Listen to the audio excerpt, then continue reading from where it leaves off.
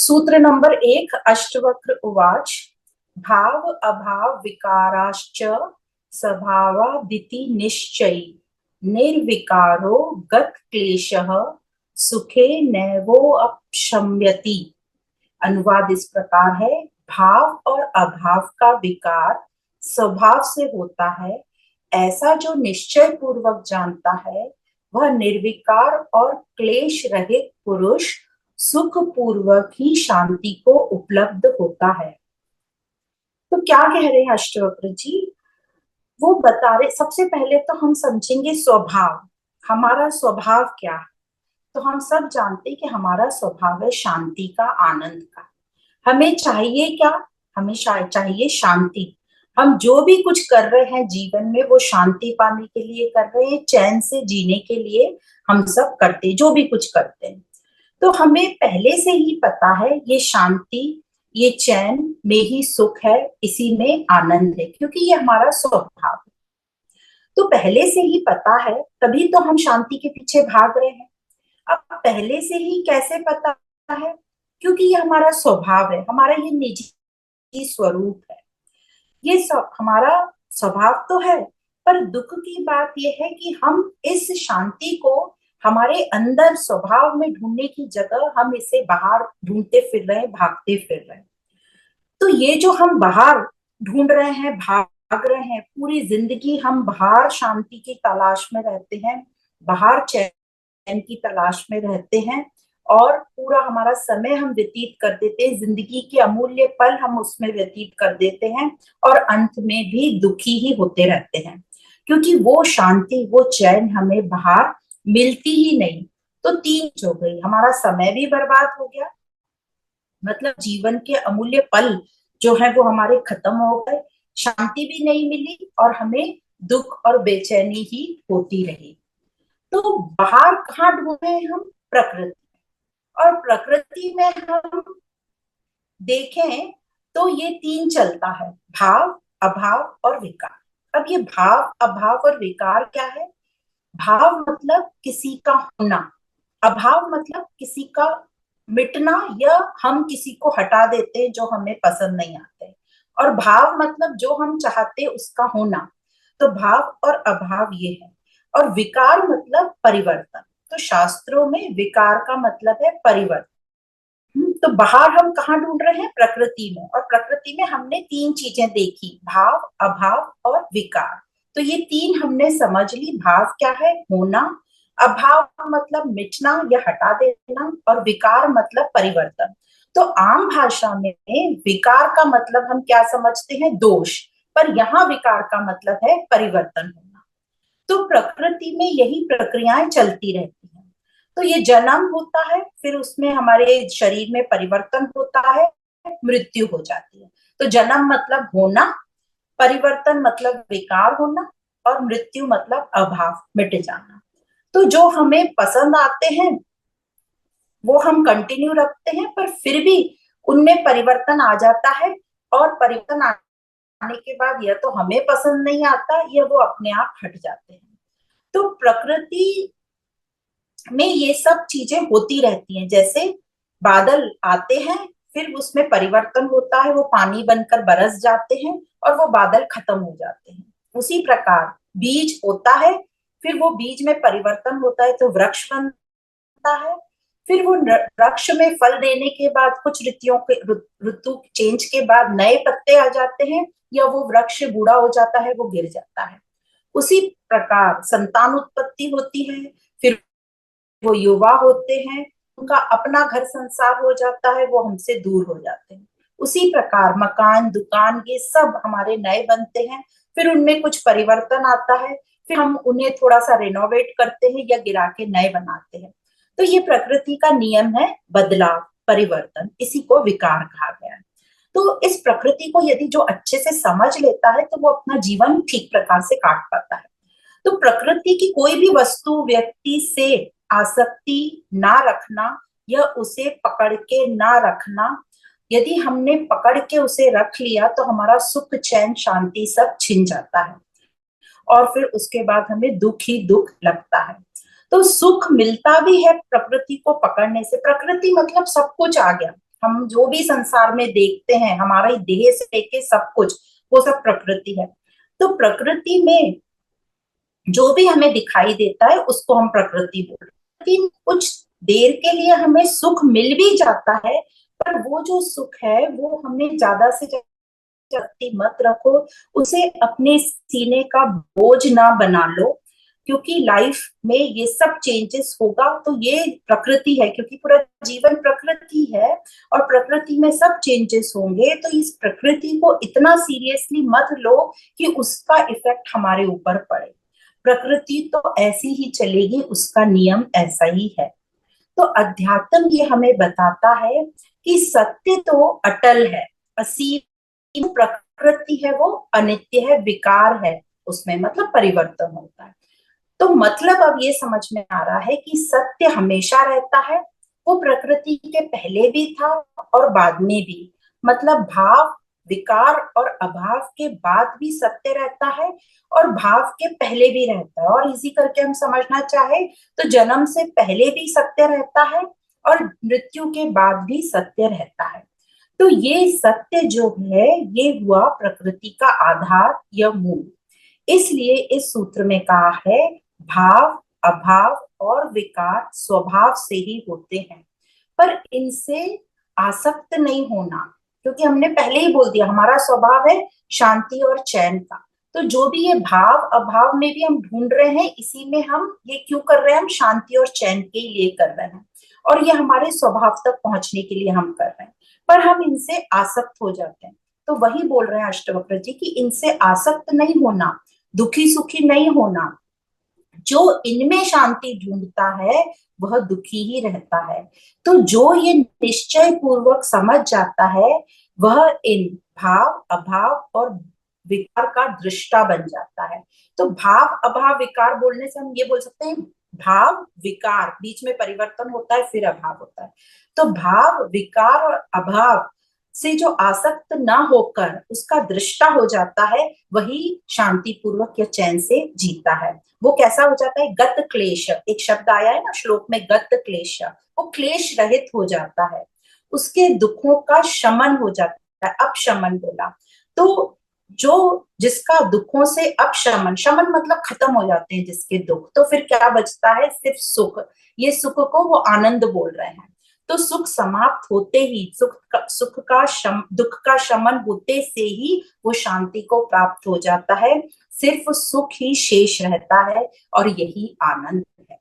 तो इस श्लोक में हमें प्रकृति के बारे में बताया, जो कि हमें पता है। हम कई श्लोकों में, गीता में, अष्टवक्र गीता में और हर आध्यात्मिक पुस्तक जो हमने पढ़ी है उसमें यही बता रहे हैं कि प्रकृति का अपना नियम है, वो परिवर्तनशील है, उससे आसक्त नहीं होना है।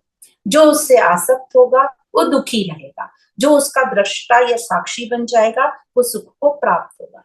पर बार बार हमें बताया जा रहा है क्योंकि हम अभी तक हम इस बात को समझ ही नहीं रहे हैं। हम अपने ही तर्क लगा रहे हैं कि नहीं भाई ये तो संसार है, व्यवहार तो निभाना पड़ेगा, हमें शादी ब्याह में तो जाना पड़ेगा, हमें तो ये रीति रिवाज करना ही पड़ेगा, है ना। यही बोल बोल के हम अपने अहंकार को बचाना चाहते हैं। तो ये जो अहंकार है ये कैसा हो जाता है, जैसा पिंजरे में एक पक्षी। अब ये पक्षी का आप दरवाजा खोल भी दो, आप चाहो कि मेरे को पक्षी पे दया आ रही है कि ये इतने से पिंजरे में बंद है, इसका जी घुट रहा होगा, तो हम पिंजरे का दरवाजा खोलते हैं। समझना ये कहानी और हम क्या बताना चाहते हैं। हम दरवाजा खोलते हैं पर वो पक्षी उसी में बैठा रहता है, वो उड़ता ही नहीं है। हम जबरदस्ती पक्षी को पकड़कर बाहर उड़ाने की कोशिश करते हैं, तो थोड़ी देर जाके आप बाद में क्या देखोगे, वो फिर से आके अपने पिंजरे में बैठ गया। क्योंकि हम अपने अहंकार को बचाना चाहते हैं। हम चाहते ही नहीं है कि हमारा जो अहंकार है, ये जो अहंकार को पता है कि ये सत्य है, उसको करना भी है, उसको गलना भी है, उसको सत्य में गलित होना है, पर वो इतनी हिम्मत ही नहीं कर पा रहा है कि मैं अपना अस्तित्व छोड़ दूं और सत्य को पा लूं। तो वैसी ही हमारी आदत हो जाती है, हम भी वो पिंजरे के पक्षी जैसे हैं, अलग अलग तर्क देते रहते हैं। इसलिए गुरुओं को, मुनियों को, संतों को अलग अलग तरीके से हमें ये समझाना पड़ता है। वो अपनी जी जान लगाकर हमारे पीछे पड़े हैं कि भाई सुन लो, ये जो तुम समझ रहे हो ये सोने का पिंजरा है, इससे बाहर निकलो। ये जो प्रकृति है परिवर्तनशील है, ये भाव अभाव विकार, इसको अच्छे से समझ लो और इससे आसक्त ना हो, तो तुम्हारा जो दुख है उसका शमन होगा और तुम सुख में रहोगे। तो ये है सूत्र नंबर 1। अब चलते हैं आगे। सूत्र नंबर 1 में जो पुस्तक में और 4 लाइनें वो और पढ़ लेते हैं हम। आत्मज्ञान के बाद ही उसे ऐसा निश्चय होता है, इससे पूर्व ऐसा मान लेना भी भ्रांति है। मतलब आत्मज्ञान के बाद ही, समझ कर ही हम करेंगे, बिना समझ त्यागेंगे तो ये फिर हम भ्रमित होंगे और हम अहंकार में रहेंगे। तो मानने से भ्रम या अज्ञान दूर नहीं होता। मान्यताओं से कि मान लिया मैंने, मानते तो हम बहुत कुछ चीजें हैं और फिर उसी के पीछे पड़ जाते हैं। तो मानने से भ्रम या अज्ञान दूर नहीं होता, सिर्फ जानने से होता है, सिर्फ बोध से होता है, जो आत्मज्ञान से हमें मिलता है। अष्टवक्र गीता 11वां प्रकरण सूत्र नंबर 2। ईश्वर सर्व निर्माता नेहान्य इति निश्चय अंतर्गलित सर्वाशः शांतः क्वापि न सज्जते। अनुवाद इस प्रकार है, सबको बनाने वाला ईश्वर है, अन्य कोई नहीं है। ऐसा जो निश्चय पूर्वक जानता है वह पुरुष शांत है, उसकी सब आशाएं जड़ से नष्ट हो गई हैं, वो कहीं भी आसक्त नहीं होता। तो ईश्वर आया इस श्लोक में। ईश्वर का मतलब क्या? ईश्वर मतलब जो सबको चलाने वाला है, जो सबका स्वामी है, जो पूरे संसार का स्वामी है, जो सबसे श्रेष्ठ है। तो ईश्वर का ये मतलब है। ईश्वर, ईश्वर को निराकार ही माना गया है, मतलब जिसकी कोई मूर्ति नहीं हो, जिसका कोई चित्र ना हो।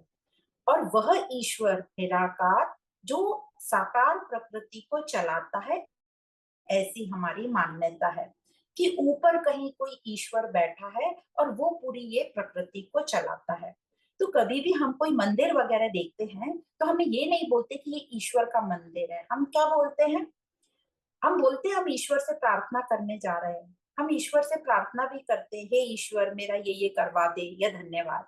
पर हम मंदिर क्या बोलते हैं? हम भगवान के मंदिर जा रहे हैं, है ना?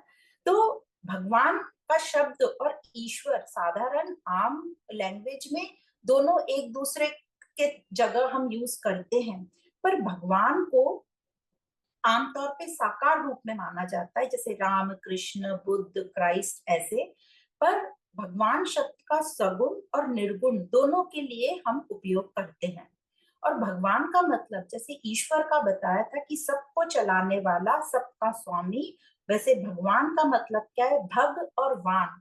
जैसे धनवान किसको बोलते हैं? जिसके पास धन है।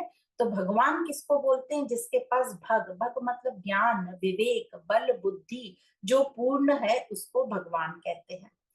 तो पहले पहले शुरुआत में, सृष्टि की शुरुआत में ईश्वर को माना गया था कि वह जो इस पूरी प्रकृति को चला रहा है, पर वो ऊपर कहीं बैठा है जो हमें दिखाई नहीं देता, निराकार। तो ऐसा होता है ना, ईश्वर वो इस पूरी प्रकृति को चला रहा है, वही हम सबका लेखा जोखा लेके बैठा है, वही बादल बनवा रहा है, बादलों को भेज रहा है, वर्षा करवा रहा है, वही यमदूत भेज रहा है और हमारे प्राण लेके जा रहा है, मतलब मृत्यु को प्राप्त करा रहा है, वही हर प्राणी को अपने अपने कर्मों का फल दे रहा है।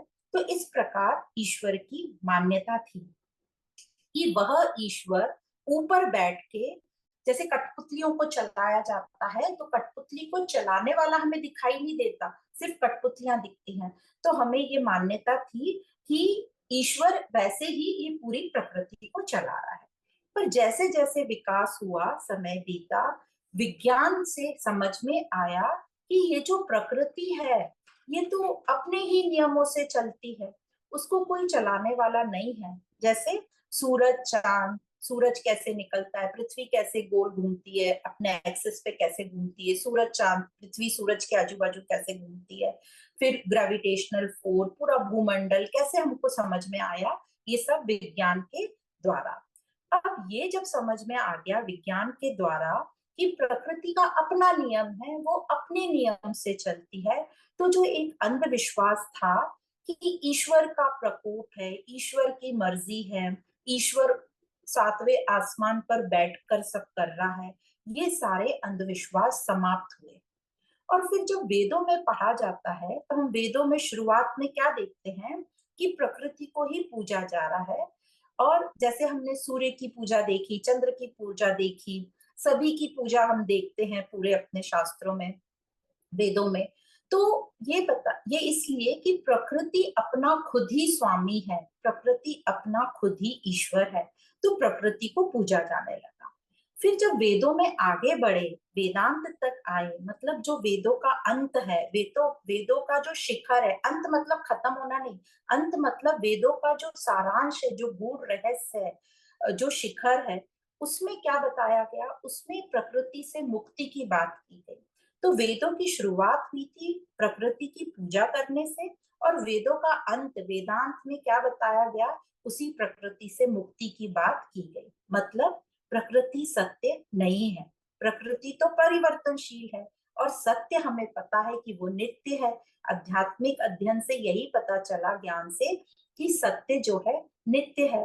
तो आध्यात्मिक धर्म के द्वारा ये पता चला कि जो सत्य है वही नित्य है, और वो एक ही सत्य है, दो सत्य भी नहीं कि प्रकृति सत्य और एक और सत्य है ईश्वर, नहीं, एक ही सत्य है। और वो हमारे ही भीतर बैठा है, मतलब ईश्वर बताया, सत्य ईश्वर है और वो हमारे ही अंदर बैठा है। तो इस आध्यात्मिकता में स्वयं को जानने की बात कही गई, और स्वयं को जानना ही मुक्ति है। स्वयं को जानो मतलब जो हमने अभी तक मान्यताएं बनाकर बैठे थे कि हम कौन है, देह है, अहंकार है, मतलब जो हम अभी तक माने बैठे हुए थे, उसको हटाना है आत्मज्ञान से, वही मुक्ति है। क्योंकि जो सत्य है वो तो निराकार है, निर्गुण है, अज्ञे है, अलग है ना, उसको हम जान नहीं सकते शब्दों के द्वारा। तो सिर्फ जो अज्ञानता में हम माने बैठे हैं, उसको हटा देना ही सत्य को प्राप्त करना है, या वही मुक्ति है। तो आत्मज्ञान से ये समझा कि ईश्वर कहीं बाहर नहीं, मतलब सत्य जो है वो कहीं बाहर नहीं है, वो मेरे ही अंदर बैठा है। और जो प्रकृति के पहले भी था और प्रकृति के बाद भी है, मतलब किसी भी चीज के जन्म या बनने के पहले भी था, और वो चीज नष्ट हो गई उसके बाद भी वो सत्य तो रह गई। तो ये जो सत्य है ये मेरे अंदर ही बैठा है, बस इसे हमें अभिव्यक्त करना है। तो जो मैं कैसे अभिव्यक्त करेंगे, जो मैं माना बैठा हुआ हूं उसको नकारना है। तो पूरे अध्यात्म की विधि ही नकार की है। जो भी हमने ऊपर से मान्यताएं धारण कर ली हैं, या जो भी हम जानते हैं, वो सभी असत्य है, उसे नकारना है। तो अब क्या हुआ, अज्ञानता के कारण हमारे में देह आसक्ति आ गई, क्योंकि देह से ही हमें सारे सुख मिलते हैं। तो हमने देह को ही सच मान लिया, और ये मान लिया कि देह सच है, और ये जो ईश्वर है ये कहीं बाहर से हमें चलाता है। और क्योंकि ये देह सत्य है, और देह को चलाने के लिए तो मुझे पूरा संसार चाहिए, ये पृथ्वी चाहिए, आकाश चाहिए, पूरा भूमंडल चाहिए। तो इस प्रकार मैंने ही देह की आसक्ति करके पूरा एक संसार रच लिया, और ये जो अहंकार ने रचा पूरा, तो ये अहंकार को, ये माया ही, पूरा संसार ही सत्य लगने लगा। और उसी में वो जो पूरा जड़ है, वो जड़ का ही विस्तार है, मतलब पूरा जो सृष्टि है एक ही है, जड़ का ही विस्तार है। पर अहंकार को यही सच लगने लगा, और वो उसी में शांति और चैन ढूंढने लगा। अब अहंकार खुद ही भ्रमित है, तो ये संसार भी भ्रमित ही होगा। तो इस प्रकार ये पूरी प्रकृति जो है, एक तरफ अहंकार बैठा है और दूसरी तरफ पूरा संसार, जो देह को सच मान रहा है ना, तो ईश्वर को कहीं बाहर मान रहा है। अब ये अहंकार जो है इसी संसार में शांति और तृप्ति की खोज में निकल पड़ा है, और उसी में ढूंढ रहा है कि हे ईश्वर, ईश्वर से प्रार्थना करता है, मुझे सुख दे दो, मुझे शांति दे दो, मुझे चैन दे दो, है ना, मेरे दुख हर लो। अब ये अहंकार हुआ दृष्टा और पूरी सृष्टि हुई दृश्य। ये हुआ अज्ञानता में। पर जिसको ज्ञान हो गया है, जो ये ठीक प्रकार से समझ गया है कि सत्य तो एक ही है और वो है आत्मा, और ये जो पूरी प्रकृति है ये है जड़, ये है माया। तो इस प्रकार जिसको समझ गया तो वो आसक्त नहीं होता। वो कैसे ही आसक्त हो सकता है, और वो बाहर प्रकृति से कैसे ही सुख चैन की उम्मीद कर सकता है। और इस प्रकार उसकी जड़ से कोई आशा भी नहीं बचती। वह यह जो अहंकार है, ज्ञान के कारण वो अंतर्गलित हो गया, मतलब ये अहम जो है गल गया, उसकी सारी आशाएं जो है वो गल जाती हैं। और अहम ही जब गल गया तो अहम क्या था? दृष्टा। तो जब दृष्टा ही नहीं रहा तो दृश्य भी खत्म हो गया। तो पूरा संसार, ये पूरा प्रकृति जड़ उसके लिए खत्म हो गई। तो आसक्ति की कोई बात नहीं रही, आशा की कोई बात नहीं रही। तो ऐसा व्यक्ति शांत होता है और कहीं भी कभी भी आसक्त नहीं होता। तो इस सूत्र में हमें ईश्वर की बात बताई कि ईश्वर कौन है। पहले क्या मान्यता थी ईश्वर की? कि बाहर बैठा कोई प्रकृति को चला रहा है। फिर समझा कि प्रकृति तो अपने स्वयं ही चलती है, तो प्रकृति स्वयं ही स्वयं की ईश्वर है।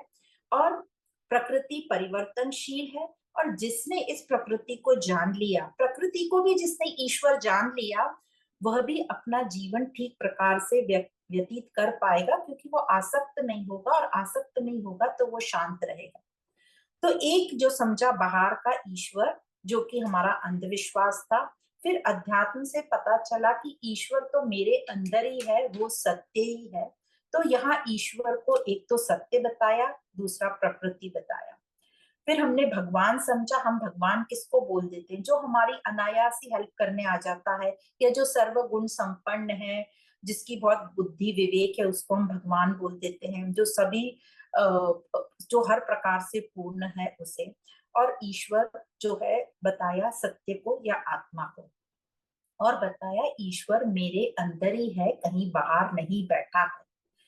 तो इस प्रकार इस सूत्र में हमें ईश्वर से अवगत कराया, और प्रकृति से बताया कि जो प्रकृति है वो परिवर्तनशील है, वो सत्य नहीं हो सकती क्योंकि वो परिवर्तनशील है। और जो ईश्वर, जो सत्य है, वो प्रकृति के पहले भी है, बाद में भी है, और वो प्रकृति का मूल है।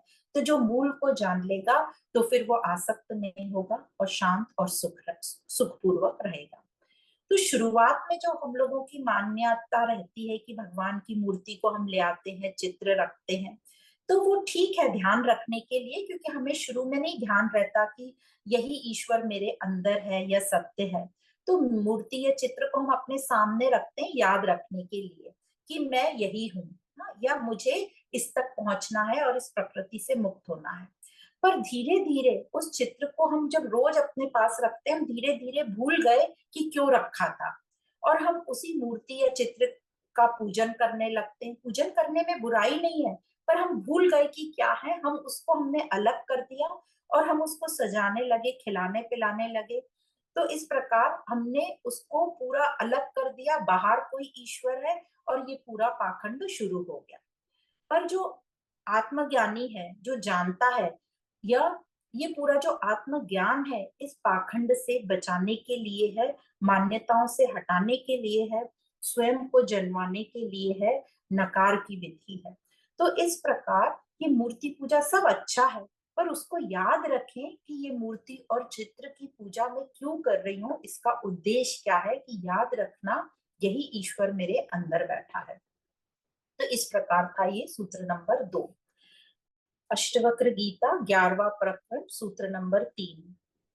आपदः संपदः काले देवा देवेति निश्चयी तृप्तः स्वस्थेन्द्रियो नित्यम न वांछति न शोचति। अनुवाद इस प्रकार है। विपत्ति और संपत्ति देवयोग से ही समय पर आती है।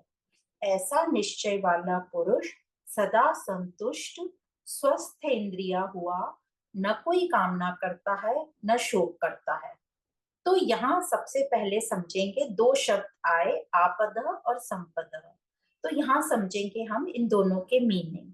संपदः मतलब संपत्ति, और आपतः मतलब आपत्ति या विपत्ति को बोल सकते हैं।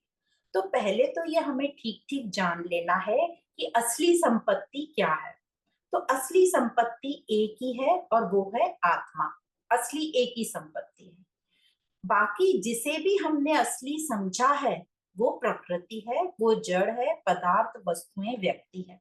अब एक बात याद रखना, हम सबको तो जड़ समझते हैं पर हम अपने आप को चेतन समझते हैं। पर जैसे कि हमने भगवत गीता में पहले ही समझ लिया है कि भगवान ने पहले ही बोल दिया, चेतन जो अहम हम जिसको समझ रहे हैं वो भी जड़ प्रकृति ही है। ठीक है। तो जिसको भी हम असली समझ रहे हैं वो सब प्रकृति है, पदार्थ, वस्तु, व्यक्ति है, परिवर्तनशील है, जड़ है, विकारी है, जैसे कि हमने पहले दूसरे श्लोक में समझ लिया। तो अष्टवक्र जी यहाँ कह रहे हैं कि इनको अपनी बना के रखोगे, मतलब किसको? प्रकृति को अपनी संपत्ति बना के रखोगे, आसक्त रहोगे, उनको पकड़े रहोगे तो विपत्ति आएगी। तो प्रकृति को अपनी संपत्ति बना के रखोगे तो आपदा तो आएगी आएगी, दुख कलह होगा ही होगा। तो मुनि कह रहे हैं जो ये प्रकृति वाली संपत्ति है ये देव योग से समय पर आती है। मतलब देव योग का मतलब है संयोगवश आती है और जाती है। ये हमारी इच्छा से आती जाती नहीं है। ये प्रकृति है, ये अपने हिसाब से चलती है, उसके अपने नियम और कानून है।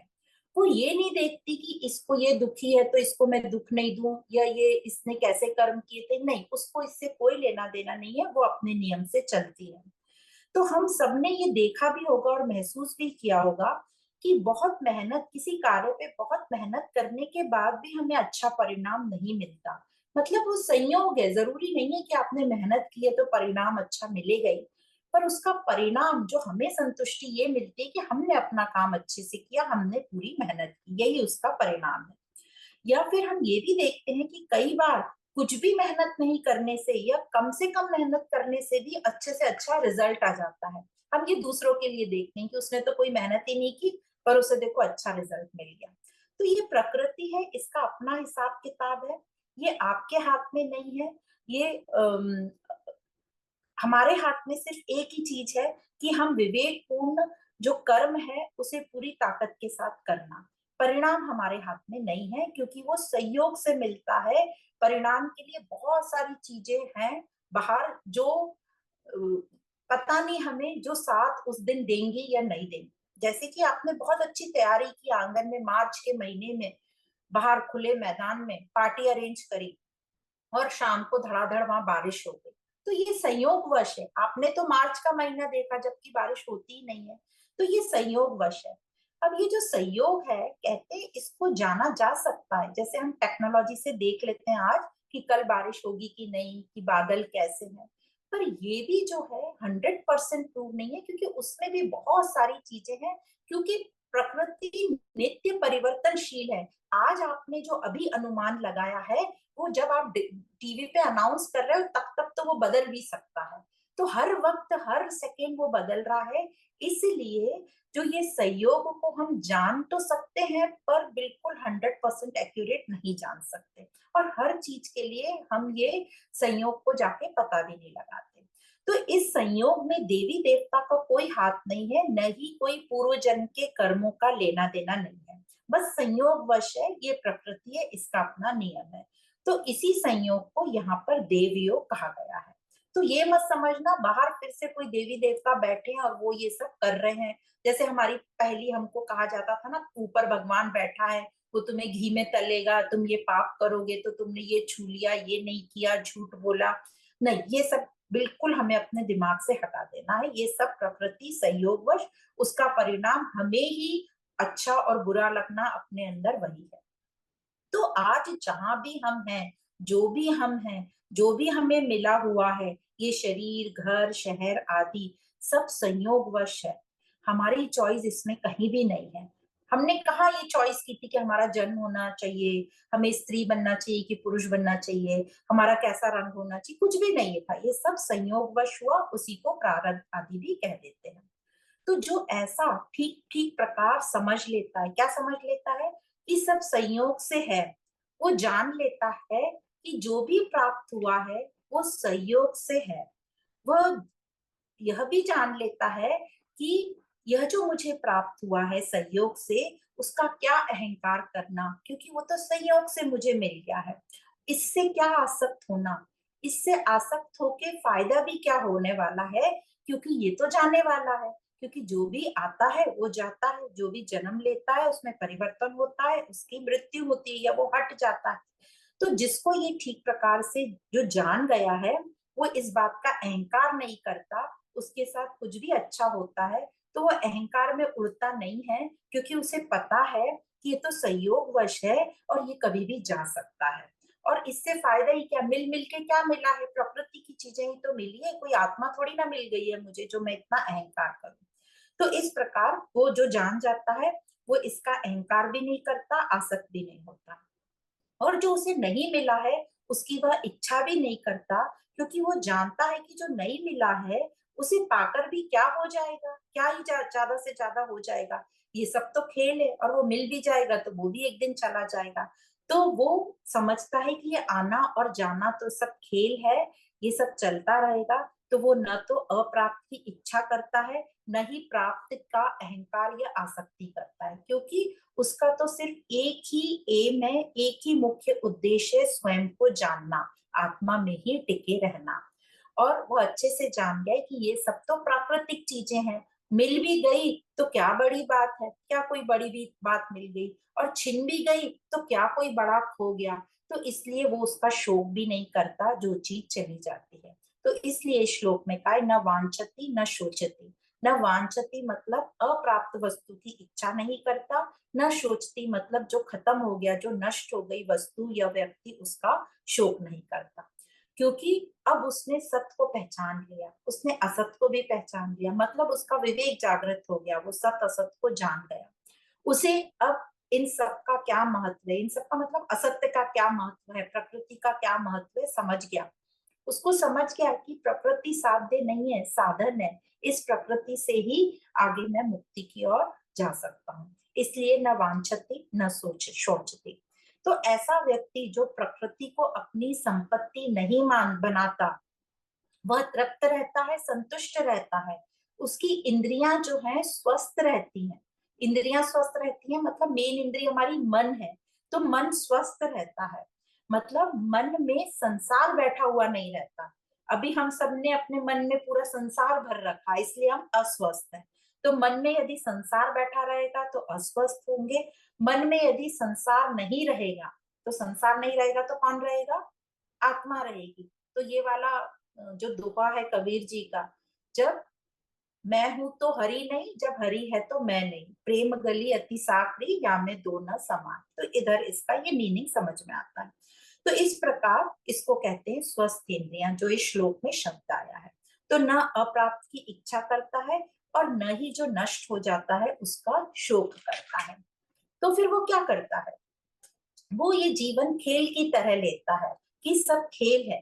तो बस जैसे खिलौनों से हम सब खेलते हैं और फिर वहीं छोड़ देते हैं, उनसे अटैच नहीं होते, उनको अपनी संपत्ति नहीं बनाते, तो इसी प्रकार वो इस संसार में कैसे रहता है कि सब खेल है और ये सब खिलौने हैं। तो उसको आपदा भी नहीं आती, मतलब विपत्ति नहीं आती।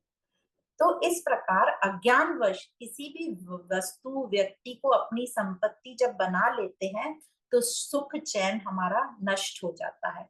जो थोड़े टाइम के लिए हमें सुख लगता है, वो भी सुख नहीं होता, वो दुख ही होता है। क्योंकि जो मिला होता है उसका हमें डर रहता है कि ये छूट ना जाए, दूसरा उसकी संभाल करो, और पूरा समय उसमें व्यतीत हो जाता है उसका ध्यान रखने में। तो जब ज्ञान से खेल समझकर हम खेलते हैं, तो मजा भी आता है और दुख भी नहीं होता, चिंता भी नहीं होती। और जो हमें लगता है, बाकी जब हम अज्ञान में कर्म करते तो हमें लगता है इसका परिणाम क्या मिलेगा, इसका फायदा क्या होगा, है ना, हमें फ्यूचर भविष्य के लिए रुकना पड़ता है। पर जब ज्ञान से ये समझ जाता है खेल है, और खेल करके हम जब खेलते हैं, तो मजा भी तब की तभी आ जाता है, परिणाम भी हमें तब की तभी मिलता है, हमें भविष्य के लिए रुकना नहीं पड़ता। तो इस प्रकार बता रहे हैं मुनि हमको कि संसार को छोड़ना नहीं है। संसार से रिश्ता तो रहेगा ही, पर कैसा रिश्ता रहेगा, खेल का, कोई मतलबी पन्ने का रिश्ता नहीं रहेगा। तो ऐसे चलेगा, जो ज्ञानी है वो ऐसे चलेगा, तो उसको आनंद ही आनंद रहेगा, वो मजे में ही रहेगा। कैसे चलेगा? खेल समझकर जब संसार में चलेगा। और यदि वो ऐसे नहीं चलेगा, प्रकृति को अपनी संपदा बना लेगा, तो उसके लिए आपदा तो खड़ी खड़ी है। तो संपदा को रखा है तो आपदा को भी स्वीकार उसको करना ही पड़ेगा। तो अपनी, यहाँ पे अष्टवक्र जी ने जैसे स्वस्थ इंद्रियों की बात करी है, अपनी इंद्रियों मतलब मन को इस बात के लिए पक्का करो कि मन हमारा स्वस्थ रहे, कि ये जो प्रकृति है निरंतर बदलती रहेगी, तो इस प्रकृति को हमें पकड़ के नहीं रखना है, इसका उपयोग करना है, पर अपने दिल के अंदर बसा के नहीं रखना है, मन के अंदर बसा के नहीं रखना है। तो मन में जब संसार नहीं रहेगा तो मन स्वस्थ रहेगा। तो मन को तैयार करना है इसके लिए, तभी आनंद में रहेंगे। तो अपने पर यदि ऐसे भी संयोगवश आपके ऊपर आपदा आ जाती है, जैसे कोई बीमारियां आ जाती हैं, दुख, दूसरे भी कोई दुख, हमारे नियर डियर की मृत्यु हो जाती है, बीमार हो जाते हैं, या अपने को कोई बीमारियां हो जाती हैं, तो उसे भी हल्का करके रख लो। ये मत सोचो कि मेरे ऊपर ये आपदा आ गई है, अब तो जीवन हमारा नष्ट हो गया है। तो सभी संतों का कहना है कि ये जीवन किसी का नहीं है, सिर्फ ये दुख ही हमारा है। तो दुख को बस त्याग दो, और वो चुनाव हमारे हाथ में है, जीवन तो हमारे हाथ में नहीं है। तो हंस कर मजाक बनाकर इन चीजों को भी टाल दो, क्योंकि जिंदगी तो किसी की नहीं है, और पता नहीं जिंदगी किसके साथ क्या खेल खेल जाए, क्या खेल रच दे, हमें नहीं पता। ये तो संयोग की बात है। तो हमें इन प्राकृतिक चीजों से आसक्त नहीं होना है, कोई भी परिस्थिति से आसक्त नहीं होना है। उसको अब कोई भी प्राकृतिक वस्तु है, व्यक्ति को अपनी संपदा नहीं बनाना है, तो दुख भी नहीं होगा, हम तृप्त रहेंगे। तो ये था सूत्र नंबर 3, अष्टवक्र गीता 11वां प्रकरण, सूत्र नंबर 4। सुख दुखे जन्म मृत्यु देवा देवेति निश्चय, साध्यादर्शी निरायासः कुर्वन्न अपि न लिप्यते। अनुवाद इस प्रकार है, सुख दुख जन्म मृत्यु देव योग से ही है, मतलब संयोग से ही है। ऐसा निश्चय वाला व्यक्ति साध्य कर्मों को देखता हुआ और निरायास मतलब प्रयास रहित कर्मों को करता हुआ भी उनमें लिप्त नहीं होता। तो यहाँ गुरु अष्टवक्र जी कह रहे हैं कि सुख दुख जन्म मृत्यु ये सब तो संयोगवश होते हैं, ये सब बाहर की बातों पर निर्भर है। ये सुख और दुख हमने परिस्थितियों पर निर्धारित कर दिए हैं, मतलब जो हमारे हाथ में तो है ही नहीं, ये देव योग से ही होता है, मतलब संयोग से ही होता है। तो जब ये हमारे हाथ में है ही नहीं, तो इससे हम दुखी और सुखी भी क्यों हो?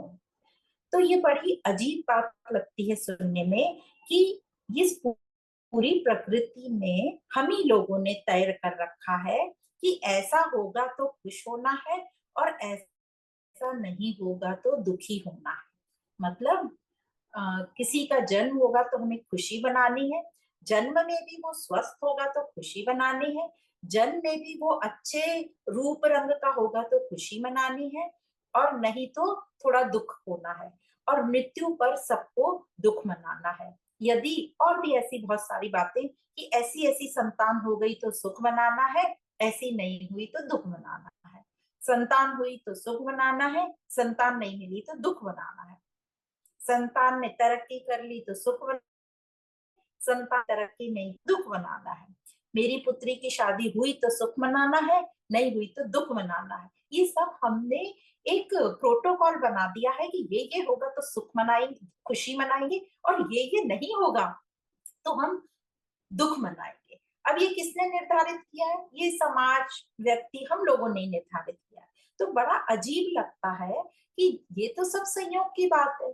ये ना, बारिश आ जाएगी तो खुशी मनाएंगे, नहीं आएगी तो दुखी मनाएंगे, और कई बार तो हम ये प्रार्थना करते हैं बारिश नहीं आए क्योंकि हमारे घर फंक्शन है, और आ जाती है तो हम दुख मनाते हैं। तो कैसे, ये तो हमने निर्धारित कर ली चीजें, बाहर की चीजों पे अपना सुख दुख निर्भर कराने लगे, और ये तो संयोगवश है, ये हमारे हाथ में है ही नहीं।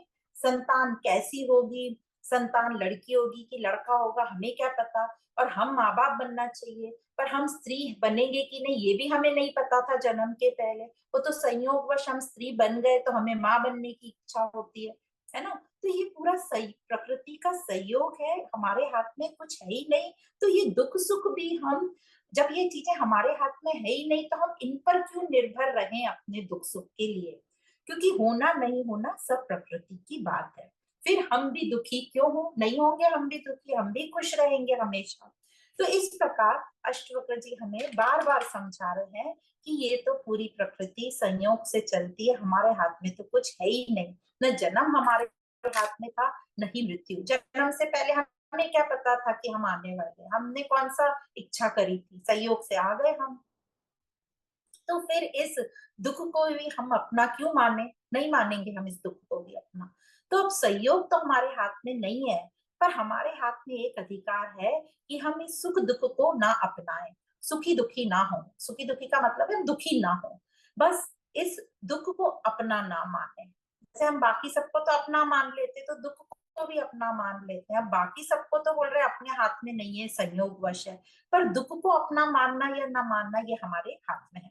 तो दुख को अपना ना माने, दुख को अपने मन में लेकर नहीं बैठ जाएं, दुख को अपने दिल का भार ना बनाएं। क्योंकि जीवन तो ऐसे ही चलेगा। अब जीवन भी संयोगवश मिल गया है तो उसे त्याग तो नहीं कर सकते, उसका त्याग हम कर ही नहीं सकते क्योंकि अब हमें मिल गया है। पर हाँ, इस दुख का त्याग हम कर सकते हैं। कैसे करेंगे, जैसे अभी बताया, उसे अपना न बनाकर, कि ये प्रकृति का खेल है। कैसे जानेंगे, ये तो प्रकृति का खेल है, ये तो होता रहेगा। तो प्रकृति से अनासक्त रहकर ये जान लेना है कि ये सब संयोग है, खेल है, इससे लिप्त नहीं होना, तो दुखी भी हम नहीं होंगे। तो मुक्त पुरुष वही है, संत लोग कह रहे हैं मुक्त पुरुष वही है जो संसार को खेल समझता है। तो पहले भी अष्टवक्र जी ने ये कई बार बता दिया हमें कि संसार समंदर है, इसमें लहरें उठती हैं, गिरती हैं, बुलबुले बनते हैं।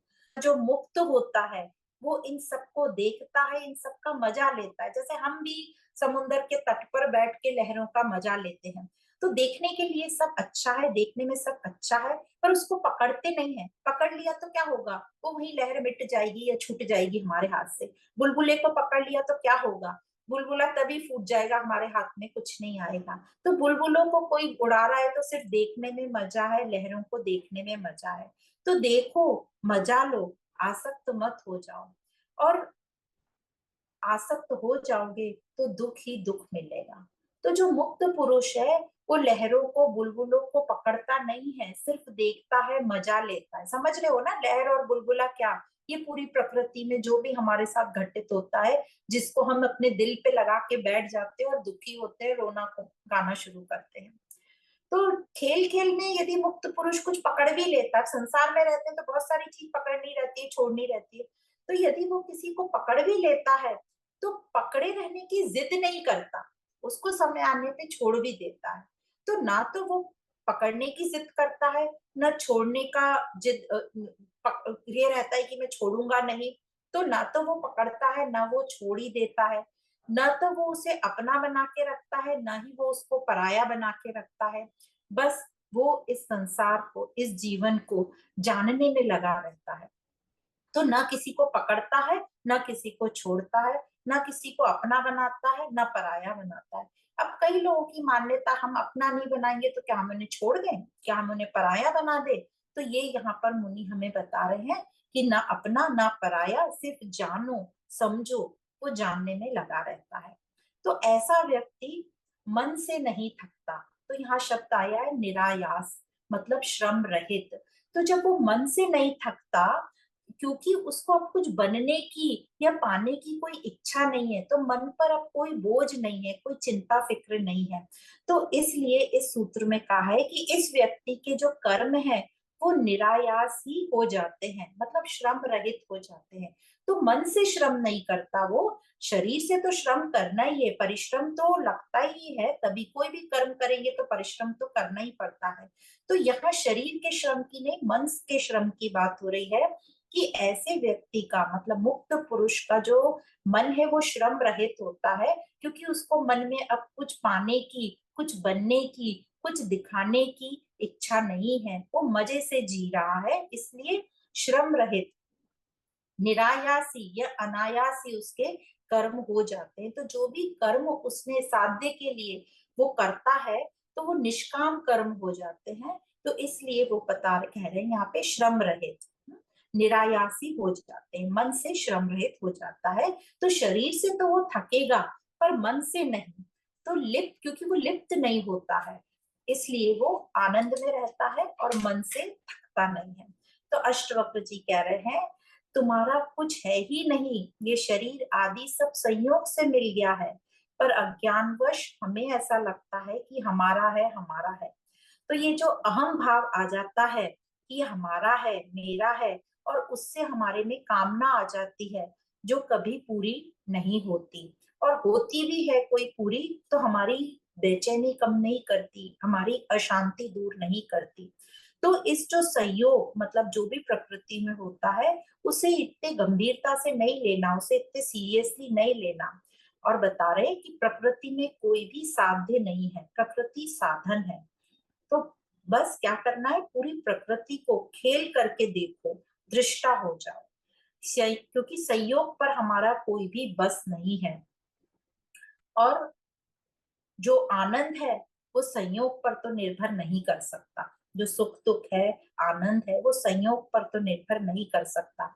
यदि आनंद संयोग पर निर्भर करता, फिर संयोग के ही हम गुलाम बनकर बैठ जाते, और हम ऊंचा उठ ही नहीं पाते। हम बोलते तो संयोग है, हमें कुछ नहीं करना, संयोग है ना। तो ये संयोग पर हमें नहीं टिके रहना है, या उस पर निर्भर नहीं करना है। हम संयोग पर निर्भर हो गए तो हम संयोग के दास या गुलाम बन जाएंगे, फिर हमारा ऊंचा उठना नामुमकिन हो जाएगा। तो हमें गुलाम नहीं बनना है, ना हमें दुश्मन बनना है, बस क्या करना है, दृष्टा हो जाना है। तो ऐसा व्यक्ति जो प्रकृति में कुछ साध्य नहीं देखता, जो संयोगों का गुलाम नहीं है, वह मन से थकता नहीं है, इसलिए उसके जो कर्म है निरायासी हो जाते, मतलब निष्काम हो जाते हैं। पर हमारे साथ अज्ञान में क्या होता है, हम ये जान ही नहीं पाते कि ये हमारी कामनाएं कहाँ से आ रही हैं, मैं इतना मजबूर हुआ क्यों फिरता रहता हूँ बाहर प्रकृति में, क्यों हम शांति और चैन तलाश रहे हैं, इसलिए क्योंकि अज्ञान में हूं मैं। इसलिए आत्मज्ञान आवश्यक है, अनिवार्य है, और आत्मज्ञान के परीक्षण निरीक्षण से ही हम जान पाएंगे कि हम ये कर्म क्यों कर रहे हैं, मतलब हम कर्ता तक पहुंच पाएंगे। और जब हमारा कर्ता समझ में हमें आ जाएगा, तो हमारे कर्म जो है निष्काम हो जाएंगे। तो जब हम बिना जाने कर्म करते रहेंगे, तो हम कर्ता बनते रहेंगे, क्योंकि हमारे पास ज्ञान नहीं है, आत्मज्ञान नहीं है, अज्ञान में हम बिना जाने कर्म कर रहे हैं, तो हम कर्ता बन जाते हैं। और फिर मान्यताओं के आधार पर यह जो अज्ञान है ये चलता रहता है, और हम नरक में ही जी रहे हैं, या जीते रहते हैं। तो इस प्रकार अज्ञान में जो जीता है उसको नरक बोलते हैं, क्योंकि हम कर्ता बनकर जीते हैं, अपने व्यक्तिगत लालच फायदे के लिए कुछ बनना चाहते हैं, कुछ हमें सबसे ये चाहिए, कॉम्प्लीमेंट चाहिए, सब मुझे अच्छा बोले, इस प्रकार की हमारे में समझ है, मान्यता है। तो हम जीते जी ही ये नरक झेल रहे हैं अज्ञानता के कारण। मृत्यु के बाद कोई नरक नहीं हमें मिलने वाला, हम अभी नरक झेल रहे हैं क्योंकि हम अज्ञानता में हैं। तो यही सही समय है, अपने कर्मों को पूरी ताकत से आत्मज्ञान से समझ कर करते चलो, कर्मों को चेक करते चलो कि कहीं मैं अपने व्यक्तिगत फायदे या लालच के कारण तो नहीं कर रहा हूँ। तो इस प्रकार जब हम अपने आप को जांचते परखते चलेंगे, तो हमारे में निष्कामता आ जाएगी आत्मज्ञान से, जिसमें हमें ये समझेगा कि हाँ, ये हम अब व्यक्तिगत लाभ या फायदे के लिए नहीं कर रहे हैं, इससे कोई मुझे परिणाम नहीं मिल रहा, ये तो मैं मौज के लिए कर रहा हूँ या करुणा से कर रहा हूँ। इसी प्रकार हमारे में निष्कामता आएगी, और निष्कामता आएगी तो भी हम आनंद में जी पाएंगे, हमारे ऊपर कोई बोझ नहीं रहेगा। तो इस प्रकार इन 4 सूत्रों में अष्टवक्र जी ने हमें बताया कि कैसे सब कुछ प्रकृति संयोग से चलती है, और हम संयोग पर निर्भर नहीं रह सकते, संयोग के गुलाम नहीं बन सकते, और जो बाहर प्रकृति है उसको हम संपत्ति मान के अपने मन के अंदर नहीं बिठा सकते। यदि बिठाया है और संयोग से चलना है, संयोग के गुलाम है, तो हमें दुख ही दुख मिलेगा, हम सुख को या आनंद को प्राप्त नहीं कर सकते। तो आत्मज्ञान से अपना कर्मों का अवलोकन करो नित्य निरंतर, ताकि हम इस अज्ञान को नकार सके, छोड़ सके, जो मान्यताएं हैं जो बने बैठे हैं, और निष्कामता को और आनंद को प्राप्त कर सके।